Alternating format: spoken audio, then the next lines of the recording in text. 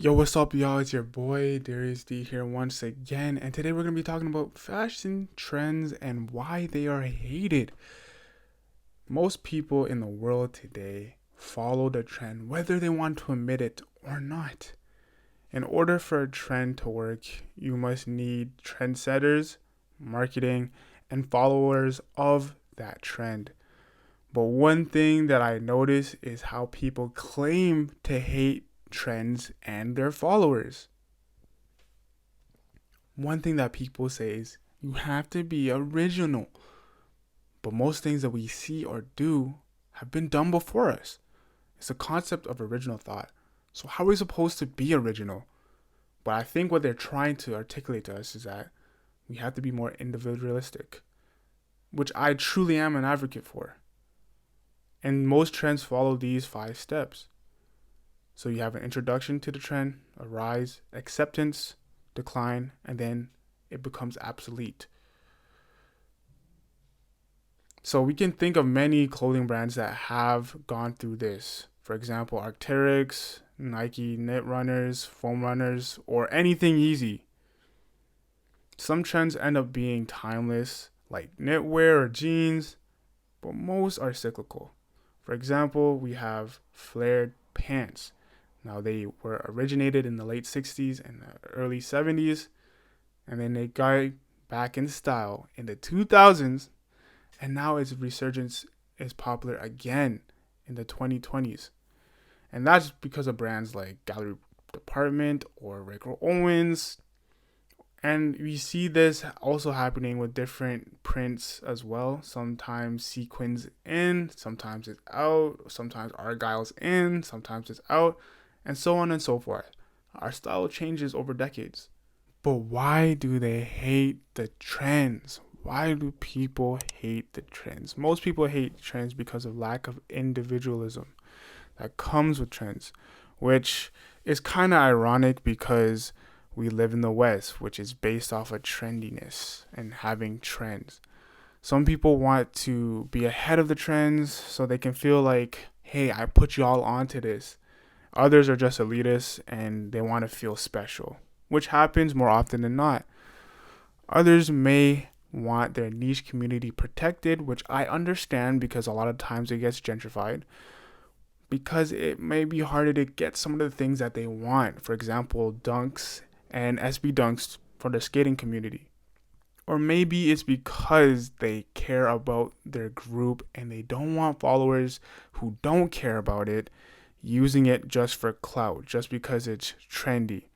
Or they just want to gatekeep because their community are outcasts and were made fun of the same thing that people are saying is cool and trendy. And you can see this happening throughout time. For example, in the black community with sagging, bucket hats, all that sort of stuff, and in the punk community with Doc Martens and chains, and a lot of the things that you see people wear to now, right now, people used to be ostracized for those same things. I know the gatekeeping might be considered taboo, but sometimes I believe all these reasons that I mentioned are valid. All these reasons are valid just to keep it a beam with y'all, just to keep it a stack with y'all. Most importantly, I think people don't like trends because they negatively affect the environment, especially nowadays because trends move at a rapid pace. Not to mention that we have micro trends. An example of that would be blokecore, which is a trend that comes from England and the casual community for soccer. And we're seeing a trend happening right now, a small trend. I don't think everybody's going to get into it, but that's just an example of micro trends happening and how fast these trends come and go. So all these trends, they do come and they do go. And I can understand why somebody would hate it. But that doesn't mean you shouldn't take part of it, because trends help you find your style. But all you have to do is once you find your style, you just stick with it.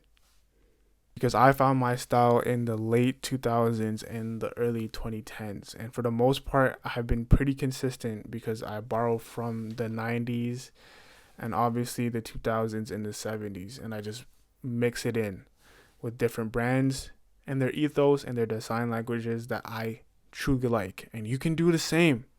I truly believe that if it wasn't for the trends that happened in the 2000s and the 2010s, I probably wouldn't even be into fashion. If it wasn't for guys like Ye, Pharrell, ASAP Rocky, the hype beast trend, I guess, or the swag boy era, which was pretty much what started me in fashion in general. And even though we're only 2 years in the 2010s, you can see how fast it's changing since 2020 commenced. Because before, people used to just wear dunks, Eric Emanuel shorts, graphic tees, and then workwear was a big thing. But now you see gorpcore, and now you're seeing blokecore happening as well. So it just goes to show you how fast trends can go. And I don't want you guys just to spend money on a trend now, and then 2 years later a new trend happens, and then you have stuff that's outdated. It shouldn't be that way. I think you should look at a trend that you like and use it to your advantage, and then you can borrow from another trend later on and then create your own look that's specifically for you, made by you. So when it comes to the trends, I truly don't know what's in store. I can kind of gauge it, but a lot of the trends start, like I said before, and I'll say it once more, it comes from the tastemakers and the major companies who push the trends instead of it happening organically like it once did, where we created the trends instead of they're telling us what the trends should be. And I think that's one of the reasons, if not the only reason, why we hate trends. So hopefully you guys enjoyed this video. If you did, please leave a like and subscribe to this channel. And with that said, this has been your boy Darius D. Y'all stay suave and live long and prosper, because your boy Darius D is out of here.